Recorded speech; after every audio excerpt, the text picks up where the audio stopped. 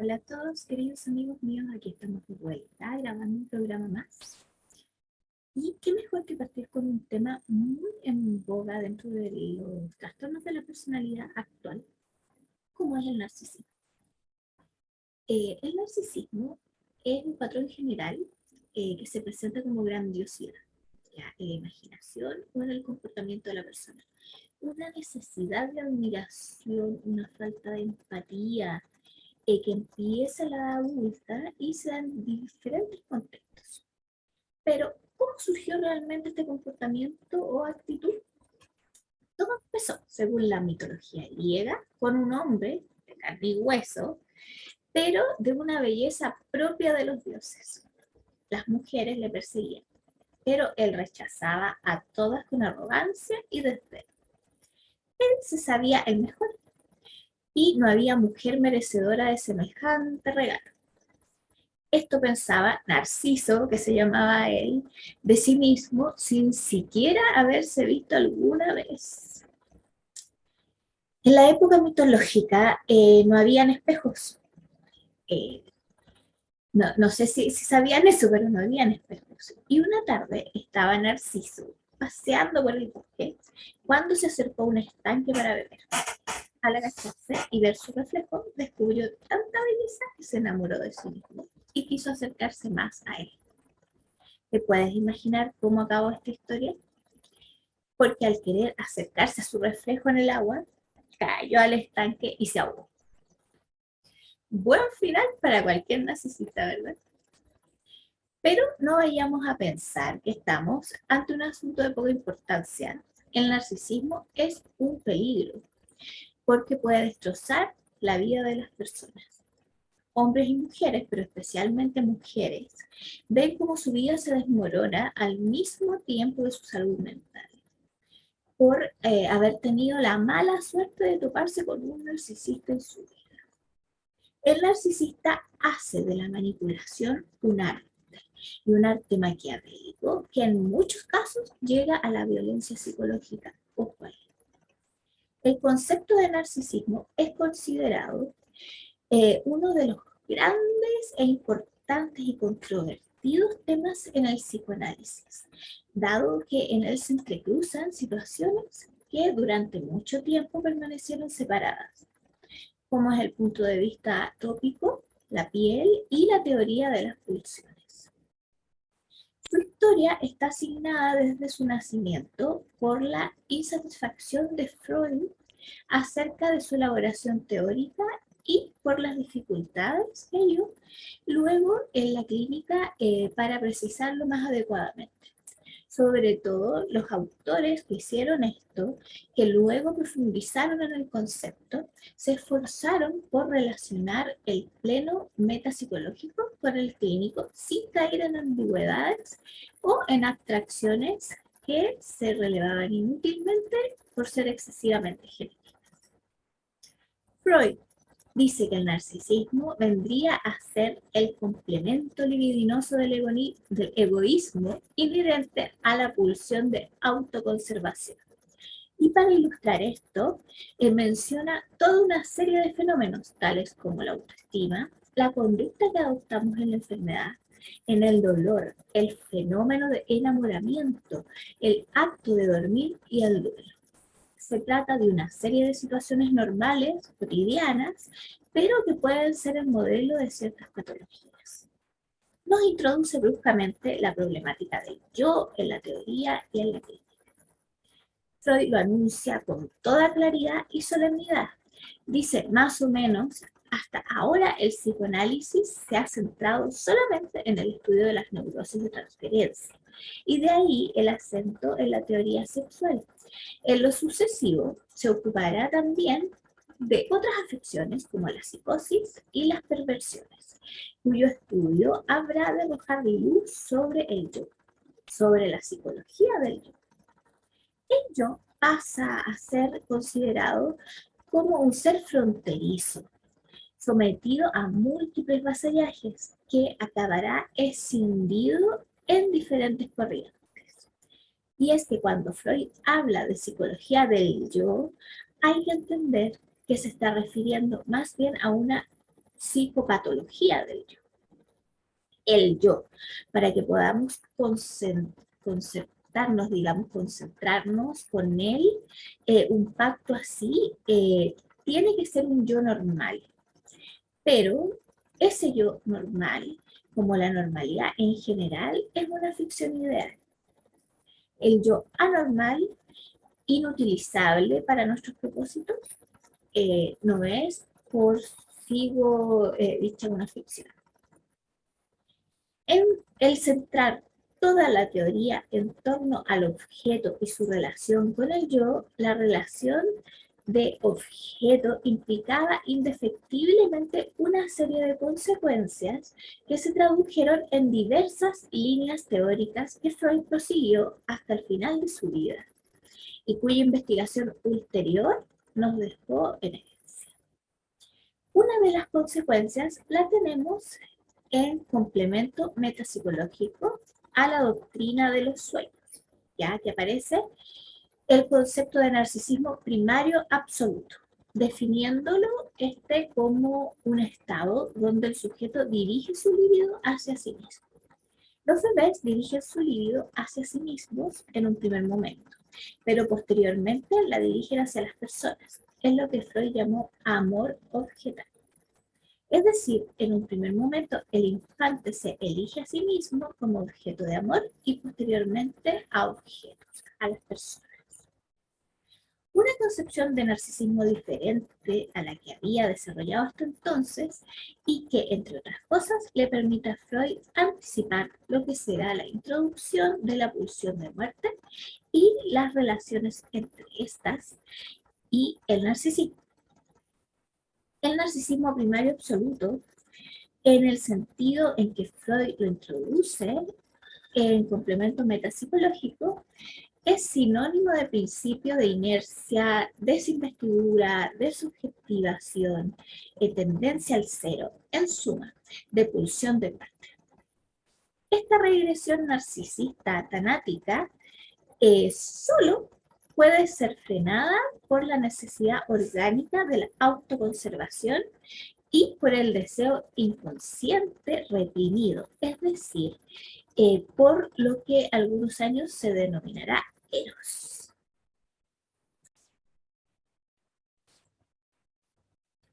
Este es un mecanismo de defensa primitivo que trata de preservar el yo ideal, el yo placer purificado ante ciertas percepciones traumáticas. La más fundamental y conocida es la de castración. La diferencia de los sexos, pero también hay otras realidades traumáticas que pueden ser objeto de este tipo de personalidad, como la muerte o la pérdida de la idea materna. La desmentida es un mecanismo de defensa que cuando se instaura ocasiona inevitablemente una escinsión del yo, se separa el yo. Una parte del yo desmiente y preserva el yo ideal, el yo de placer, mientras que otra acepta la realidad. Esta forma de funcionamiento, dice Freud, le permite al yo ahorrarse represiones. Por lo tanto, la desmentida se articula con la escinsión del yo. ¿Por qué a todos nos gusta estar cerca de una persona segura de sí misma, fuerte y confiada? Una persona así puede ser una persona con una autoestima alta y su influencia puede llegar a ser muy positiva. Pero, ¿qué pasa cuando toda esa seguridad es fachada? ¿Y qué pasa cuando para mostrar esa seguridad recurre al desgaste de la persona que está al lado? Sabrás que estás con un narcisista cuando te encuentres desorientada, confundida o agotada en la relación sin tener una prueba concreta de lo que está pasando. Los narcisistas juegan con la confusión y la incertidumbre, reduciendo a su víctima, porque son víctimas, la gente que los rodea son víctimas, a un estado cercano al delirio. No es raro que los narcisistas utilicen la técnica del gaslighting o hacer creer que tú estás bien. La depresión y la ansiedad te esperan a la vuelta de la esquina si alguna vez te topas con un narcisista. ¿Se les puede reconocer a tiempo? Es muy difícil, pero manejan muy bien las apariencias.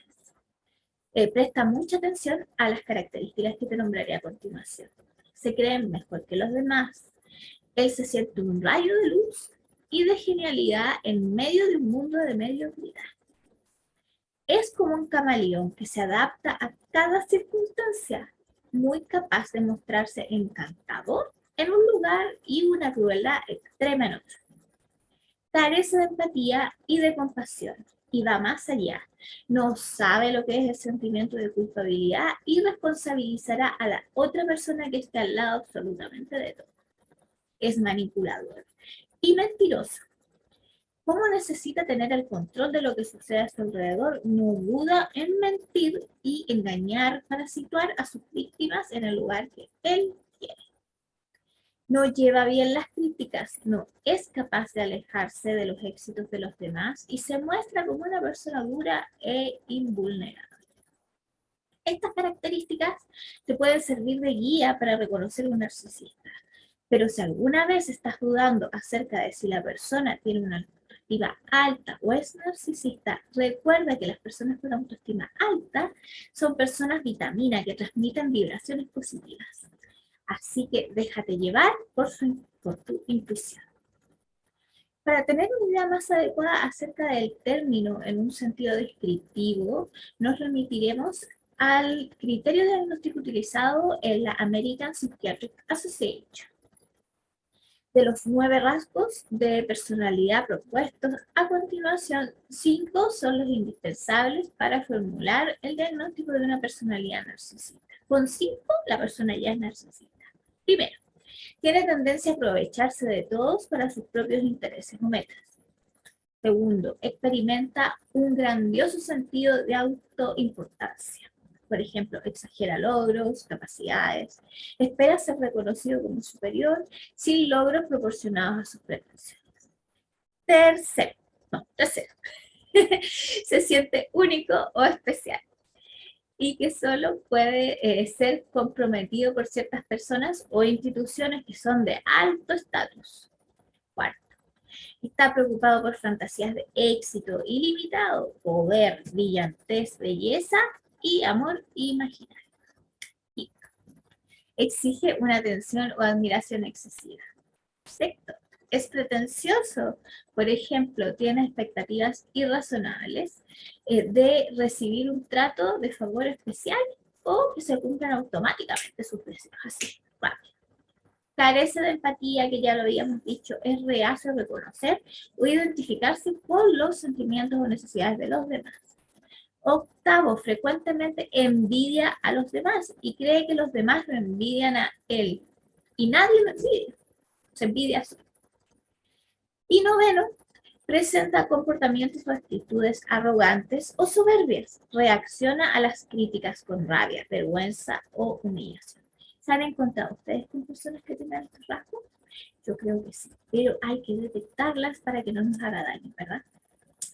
El nivel de sufrimiento en personas con problemas narcisistas es altamente variable. Va desde los que están construyendo fachadas defensivas, de modo que evitan la angustia que les produce su capacidad para obtener las respuestas deseadas en los otros, hasta las personas con rasgos narcisistas más encubiertos, que experimentan mayor ansiedad en el desarrollo de relaciones debido a la naturaleza frágil de su autoestima. Por otro lado, en general se comenta poco sobre el placer que los terapeutas pueden sentir con algunos pacientes organizados narcisistamente, que expresan un deseo desesperado de ser amados y reconocidos, que evoca empatía, admiración y conexión humana. De hecho, es precisamente la capacidad del naturópata en este sentido para ver sus propios deseos y lesiones narcisistas lo que le permite empatizar e identificarse con el sufrimiento del paciente narcisista. Si uno no es narcisista, va a chocar con el paciente, obvio que hay que atenderlo bien como a toda persona, pero hay que siempre ponerse en el lado de que el paciente es un paciente que tiene un fenómeno de la personalidad, que tiene un trastorno de la personalidad. Los miembros de la generación del milenio viven en un espacio público constantemente conectado, tecnológicamente visibles y autoorientados. Está surgiendo un nuevo yo radical que está formado por lo que queremos que los otros vean, en lugar de cómo nos sentimos realmente. Uno puede recibir validación, elogios y mejora de la autoestima en segundos. Después de presionar enviar o publicar una selfie, sin el beneficio de filtrar nuestras respuestas a través del proceso de reflexión y contemplación. Yo misma me estoy viendo y todo, pero ¿realmente necesito que me aprueben? Lo hago porque quiero, porque me gusta. No lo hago para que me apruebe a nadie, finalmente. La investigación sugiere que hay un lado más oscuro en la cultura de vivir en línea, como acceso generalizado a las redes sociales. No hay tiempo para contemplar el desarrollo del yo en medio de la oleada de todos los estímulos que se reciben. En general, están más interesados de la imagen que reflejan y quizás el aspecto más angustioso de este cambio cultural es lo raro que resulta encontrar a alguien que esté realmente presente cuando está en compañía de otros. La cultura en línea ha alimentado una forma particular de deseo narcisista que puede eludir las complicaciones de la mutualidad en las relaciones de la vida real y gratificar al espectador sin tener que pensar acerca de las necesidades y deseos del otro. ¿Notan como alguien que ustedes conozcan que es así? Yo creo que sí. Los autores presentan una larga lista de modos de relacionarse, tanto de su experiencia clínica como de las investigaciones. Los consideran como temas que emergen en el tratamiento y pueden tener una variabilidad considerable. Una necesidad de suscitar admiración, empatía y validación del otro, negación o prevención de la autonomía del otro, la predisposición a sentir vergüenza y humillación en respuesta a desaires relativamente suaves, denegación de dolor o conflicto asociado con un alejamiento de la realidad, comparación continua entre uno mismo y el otro alimentada por la envidia, idealización de los demás, dificultad para comprender o preocuparse por la experiencia interna de los otros. Es tan importante eso en un naturópata. Es muy importante porque uno tiene que pensar en solo a la persona y tiene que ser muy empático. La intrusión caracterizada por una conducta exhibicionista que invade a los otros. Un sentimiento de ser una víctima del maltrato de parte de los otros, aunque sean pacientes, encanto inicial seguido por la pérdida del interés en el otro. La persona es muy encantadora inicialmente, pero luego se nota que pierde un interés absoluto por la otra persona. Engaño y deshonestidad junto con el esfuerzo por seducir o engatusar al otro. En general, los hallazgos sugieren la relevancia para evaluar las dinámicas de apego para la comprensión y el tratamiento del narcisismo patológico. La combinación de trastornos de apego y dificultad en la regulación de la autoestima con individuos organizados narcisistamente conduce a problemas con la mentalización. Es decir, no pueden mentalizar la experiencia interna del otro. No pueden. Ahora salgamos un poquito de la clínica y vámonos un poquito al tratamiento. ¿Cómo trataríamos como naturópatas a una persona narcisista? Vamos a tomar dos tipos de tratamiento que van a ser las flores de Bach y un poquito la homeopatía. Vamos con eso. Un dilema frecuente es si decir el diagnóstico al paciente o no. Es algo que uno mucho se encuentra. Con los pacientes más inconscientes de su tendencia a la agresividad, puede ser útil demostrarles cómo estos rasgos socavan sus interrelaciones. Y se sugiere que una conversación sobre la capacidad de la mentalización que todos necesitamos se pueda desarrollar, puede ser una estrategia muy útil en este caso. Con los pacientes hipervigilantes o vulnerables, es mejor enfocar un problema particular sin asignar un diagnóstico, manteniéndose en una simple explicación sobre cómo nos puede ver los demás, digamos, ¿ya? En ambos subtipos se sugiere evidenciar las vulnerabilidades, ¿ya? Y también las fortalezas, anclando estas luchas del paciente con su autoestima en su historia de desarrollo.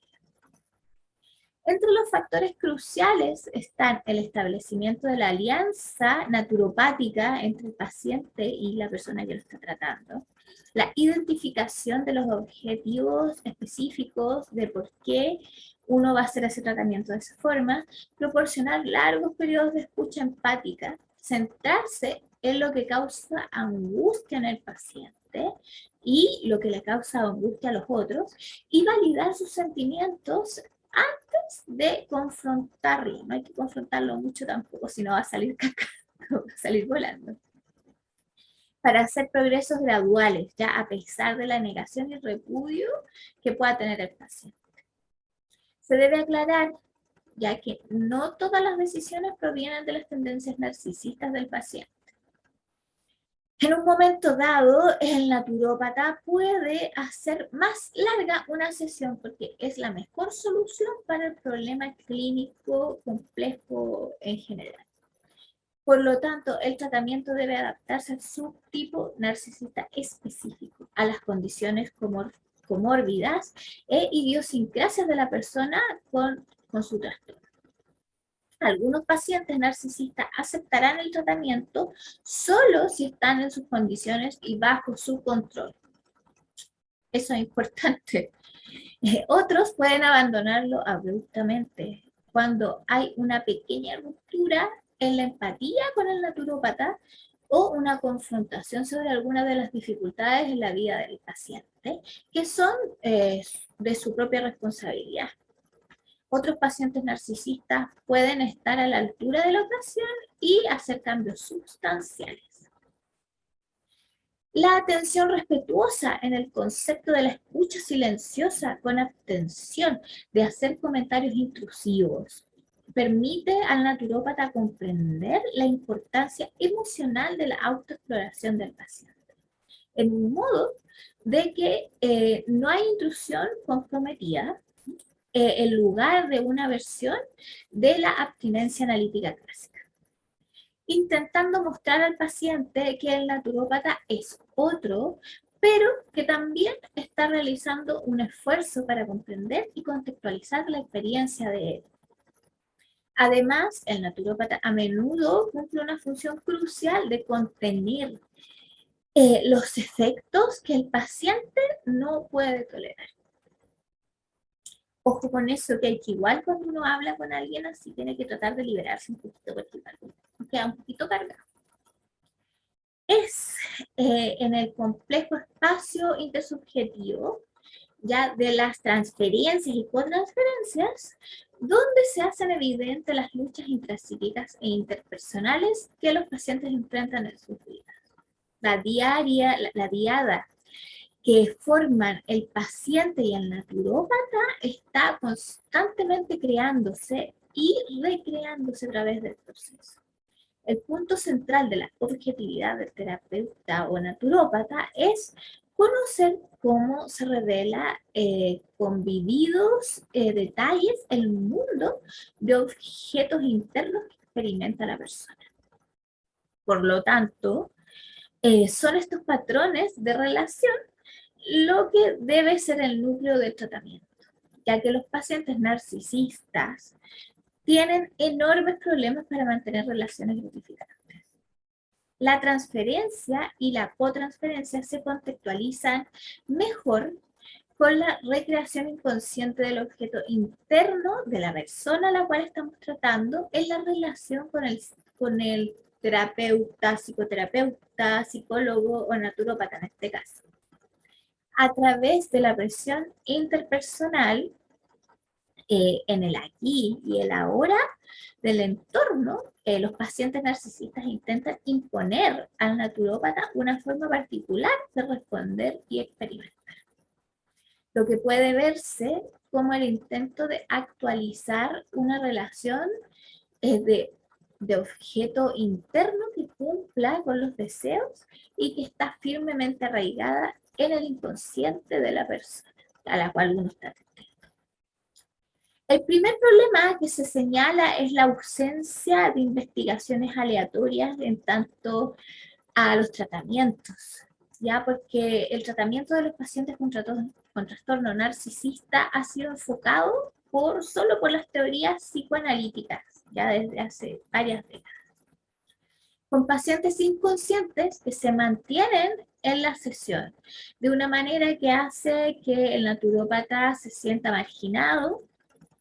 El impacto de la interpretación de la transferencia puede ser casi imperceptible para las personas que uno está atendiendo, experimentando los comentarios del naturópata como una interrupción molesta o una distracción.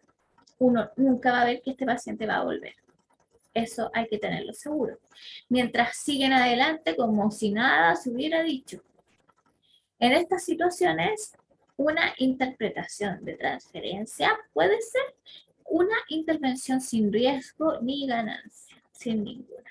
Por otro lado, un paciente hipervigilante puede tener una respuesta devastadora a un comentario que le parece al naturópata extraordinariamente benigno. ¿Y qué pasa cuando uno se encuentra con un naturópata que es narcisista? Veamos, tratamientos con flores de Bach. Vamos a ver precisamente las personalidades dentro de los 12 sanadores más narcisistas del sistema de Bach. Son seguramente, y por este orden, Berghain y Chicory. Los mecanismos defensivos se pueden traducir en primer lugar en Vine y Rockwater, ayudantes. También cobra relevancia a Greenwood. Las heridas profundas del carácter podemos encontrarlas en la desolación de Sweet Chestnut y el miedo a la locura de Cherry Plum. La inadecuación entendida como sentimiento a ser defectuoso de Crab Apple y la impotencia de Large. En el esquema anteriormente dado, aunque no se los mostré, pero es un esquema de flores, en los mapas emocionales, personalidad ayudante se caracterizan a la personalidad narcisista sería Berghain, Rockwater, Vine, Chicory, Heather y Vine. O sea, Berghain, Rockwater, Vine, Chicory, Heather, Vine. Serían como ¿cómo se llaman? Los dos tipos de uniones de flores de Bach que uno puede hacer. De entre las 19 destaca Beach como un patrón eminentemente narcisista. Beach es la esencia complementaria de Berghain. ¿Ya? En este esquema de Bach, asimismo Beach está en el mapa emocional de Berghain, ¿ya? En el esquema del sistema de Bach también. O sea, uno se lleva con el otro. Si vamos al esquema de los 7 grupos, que ese es otro esquema, está el de los curadores y el de los 7 grupos. Sin duda, escogemos el grupo 7, de la excesiva preocupación por los demás. Y aquí cabría cambiar por la excesiva preocupación por sí mismo y venta al otro de que es por él manipulación. Es el grupo del carácter narcisista, también llamado el grupo de los egos fuertes. Berghain, Chicory, Rockwater, Vine y Beach. Merece la pena detenernos en Beach, esencia floral de las 19. Ricardo Orozco en su libro Flores de Bach, 38 descripciones dinámicas, describe a Beach mencionando para su comprensión al narcisismo como concepto clave. Realmente todas las palabras claves de Beach están en el carácter narcisista: pretenciosidad, arrogancia, agresividad, sentimiento de superioridad, desprecio, rigidez, irritación, rechazo, falta de adaptación, intolerancia, crítica hacia los demás. Si pienso en las personas más marcadamente bitch que he conocido, me viene rápidamente una imagen de una arrogancia crítica, que a modo de coraza trata de evitar a toda costa que la sensación de impotencia, a veces fácilmente se vislumbra, salga al exterior. Y el nuevo manual de diagnóstico diferencial de las flores de Orozco también dice de Beach: si se lo considera como un narcisista, es posible destacar algunos temores básicos, como por ejemplo, no ser reconocido como una persona brillante y destinada a ocupar un lugar glorioso en el mundo. Como cuando los que tienen una tendencia más paranoica fracasan en sus pretensiones. Pueden sentirse perseguidos y creer que los demás se confabulan para perjudicarlos o incluso destruirlos. Si tomamos la crítica como punto de partida de Beach, vemos cómo en algunos casos se expresa como una herramienta de defensa, por lo que podría estar basada en un temor a ser lastimado. En una obra previa, Inteligencia Emocional y Flores de Bach, Rodríguez y Orozco se centran en Beach dentro de la personalidad narcisista, ligada a un estilo que denominan narcisista elitista. Consideran variantes del narcisista Avine, al que llaman el narcisista sin principios, Rockwater, como extensión de Beach, al que denominan el narcisista compensador, y a Chicory, que le reservan el nombre de narcisista amoroso. Como vemos, casi todo el grupo 7 está reflejado acá. Más adelante, en una ponencia que ellos realizan llamada Vervain y Vain, la personalidad antisocial, de Ricardo Orozco en el 2009, nos habla del narcisismo de las personalidades. No en vano, el trastorno antisocial de la personalidad es visto como un caso grave del trastorno narcisista.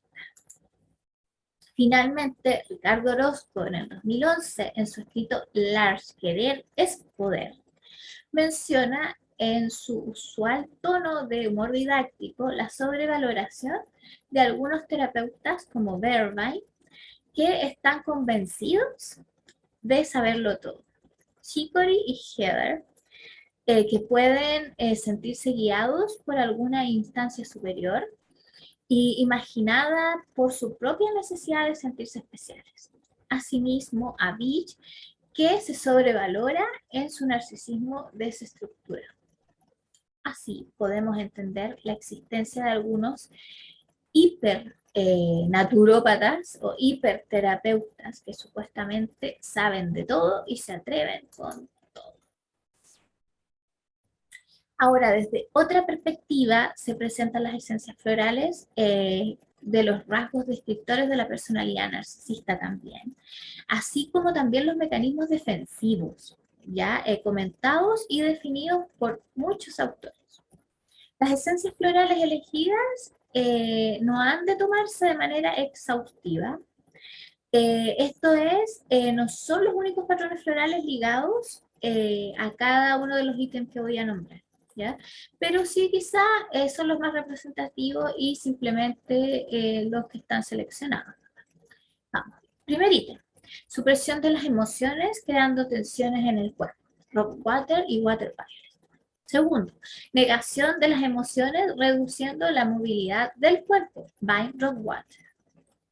Tercero, bloqueo de la percepción de las emociones mediante la tensión en la base del cráneo que impide sentir el cuerpo. Agricola. Miedo profundo a sentir las emociones por miedo a la locura. Cherry Plum, Agricola. negación de la tristeza y el miedo para no sentirse vulnerable. Evitar el anhelo o necesidad a alguien para no verse expuesto al rechazo o la humillación. En este tenemos Vine, Vervine, Chicory. Necesidad de control y poder, Vervine, Chicory y Vine. Herida de humillación que sostiene la necesidad de control y poder, Star of Bettelheim. Herida de seducción, Chicory. Sentirse especial, sobrevaloración o exceso de autoestima, Chicory, Vervine, Vine y Beach.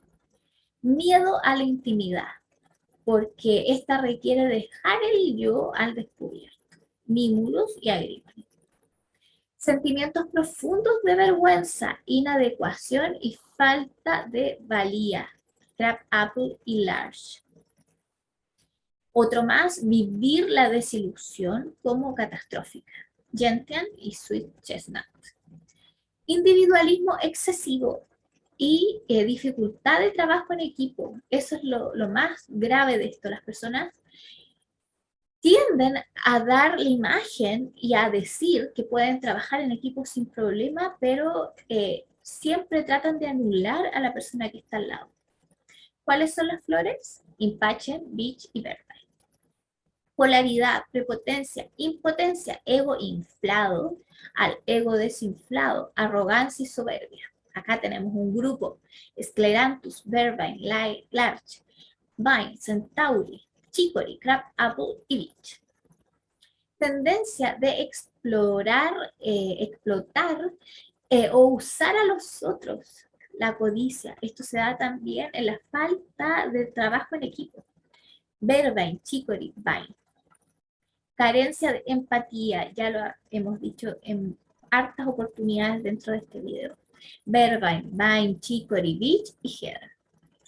Envidia a otros o cree ser envidiado, Holly. Imposibilidad de asumir lo que vive como imperfecciones del otro. Actitud crítica permanente, Beach y Willow. Tendencia paranoide, Holly. Importa más la imagen que los sentimientos. Relevancia de la imagen física externa. Vervine, Rockwater y Crab Apple. Falta de límites, de capacidad de autocontención y de valores. No tienen moral, definitivamente no tienen moral. Llegan y hacen las cosas, no tienen límites en su actuar. Vervine, Vine, Chicory y Cherry Plant. Dificultad de ver al otro integrado, lo mejor o lo peor a sí mismos. No integran a nadie a sí mismos. O sea, lo integran en un primer momento porque dan toda una idea de que pueden trabajar en equipo con la persona y todo, pero finalmente no. Y tampoco integran las experiencias de la vida. Esclerantos.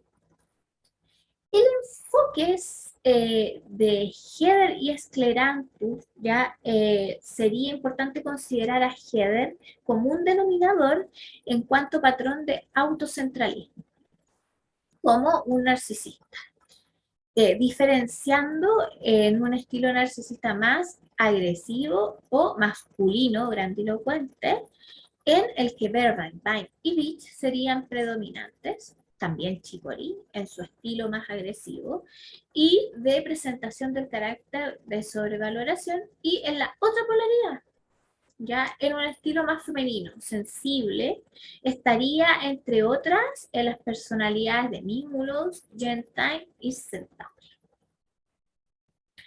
En el trabajo con las heridas del niño interior, tendríamos presente a Star of Bettelheim, Sweet Chestnut y Horse. Heather, patrón de carencia afectiva, carencia de haber sido visto como una persona que es en verdad. Vine, aunque no se observe explícitamente esta tipología, ya es una ayudante magnífica para ablandar, para dejarnos sentir el lado femenino, que es nuestro lado emocional. Rockwater, otro ayudante central, en el tema que nos ocupa en esta sesión, es para trabajar la imagen rígida, idealizada y en consecuencia la dificultad de asumir las críticas. Aunque sean benevolentes y no enconarse por ellas en un estado willow. ¿Ya? Crab Apple por la vergüenza con la que se puede contactar. Chestnut Bat para potenciar el darse cuenta de sí mismo. Escleranthus para ayudarle a integrar las polaridades y no vivir las experiencias y su propio autoconcepto de todo o nada. Además de la pareja de esencias florales correspondientes. Agrimony le rendirá siempre honestos con lo que siente la persona, ¿ya? Y le ayudará a conectar con el cuerpo. Clematis y Gentian, ya me estoy trabando sola, para cuando el globo idealizado de sí mismo del otro, de una expectativa laboral, etcétera, se resiente. Beach, que ya lo habíamos hablado, porque sabemos que esta esencia que no solo es para la crítica al otro, sino que para la crítica a sí mismo, para esa separación del yo real y el yo ideal. Large, en esta dirección para los narcisistas, más con el contacto con su lado impotente. Y para los que no lo están tan bien al trabajar en su enfoque de las polaridades. Will Rose nos conecta con el amor, pasión a la vida, el amor a lo cotidiano, a lo que el narcisista puede vivir como insignificante y falto de interés, porque no es especial para él. Ahora, salgamos un poquito de las flores de Bach y vamos a estudiar solo un medicamento homeopático. ¿Ya? En el individuo narcisista, el medicamento más semejante es el licopodio. ¿Ya? Y el éxito del tratamiento homeopático depende realmente de la elección del medicamento, definitivamente. La falta de confianza en sí mismo e incapacidad para enfrentarse con el miedo que lo rodea y trata de resolver su conflicto atacando y huyendo. Esta es una de las características del licopodio. Temores que tiene al fracaso, a hablar en público, a estar mal, al encierro, a la muerte. Ser muy soberbio, intolerante a la contradicción, trastornos por cólera, deseo de matar con un cuchillo, eso sale en un libro, carismático pero competitivo, concienzudo y laborioso. Estas personas pueden trabajar horas para lograr ser validados. Ambicioso, envidioso, con adulación o servilismo con el superior. Menosprecio con el subordinado. Ha sido un video largo y faltan, yo creo que muchísimas cosas por hablar de este tipo de personalidad, pero es bueno tenerla siempre presente para quizás poder tratarla nosotros como naturópatas y saber a qué nos enfrentamos y cómo es la personalidad las demás de las personas que no somos terapeutas, naturópatas, psicólogos, psicoanalistas. Los dejo invitados a todo lo que se viene un trabajo espectacular desde ahora en adelante, con muchas entrevistas, congresos y muchas otras cosas más, tanto aquí en Hispanoamérica, España, por todos lados, donde se imaginen. Siempre habrá algo y siempre estamos trabajando para que ustedes puedan ver y saber más sobre la naturopatía. Un beso enorme, un abrazo, que tengan un lindo sábado. Chao.